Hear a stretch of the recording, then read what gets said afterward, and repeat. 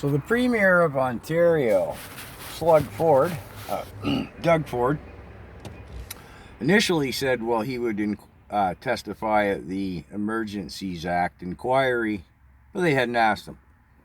Well, this turned out to be a patent lie. They summoned him because first he ignored the invitation and then he denied it. Not that he couldn't have volunteered to go, but that's besides the point. So he's caught out. So now he's fighting going on under a judicial proceeding.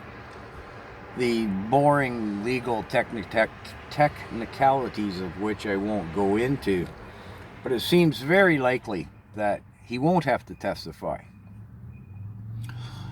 I'll come back to the political blowback on that in a moment, but don't forget, Slug Ford enacted the Provincial Emergencies Act, was it 2 or 4 days prior to the Federal Emergencies Act. He stated recently and all along that he stands firmly shoulder to shoulder with Trudeau that the Emergencies Act was necessary and a good thing and all that other BS. He's made countless statements to that effect. So, here's the thing. There is a lot of interest in the public inquiry into the enactment of the Emergencies Act here in Ontario and in Canada and on a global level. Dougie's going to get some blowback on this politically, right? I mean, not everyone is going to forget, A, he's caught out in a blatant lie, and B, now he's trying to slither so he doesn't have to testify, in essence, under oath. In essence. So, why would he risk that kind of blowback politically?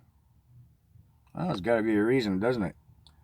Let's not forget, this is the same guy who took the $1 million from Trudeau a year ago or so. What was the mandate Trudeau wanted pushed through? Oh, something to do with the big scary cootie bug. And he said he'd give every premier $1 million if they complied with his dictates. Forget exactly what that was all about. But here's part of the thing. Slug Ford was just recently re-elected with a resounding victory provincially because his party is conservatives. People get confused here in Canada. They mix up political and federal politics. Everybody is so teed off at Trudeau, they're not going to vote Liberal.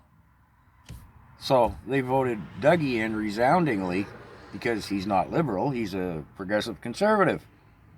Well, the party might say progressive conservative, and maybe some of the MPPs, members of provincial parliament, are actually conservatives, but Doug certainly isn't, is he?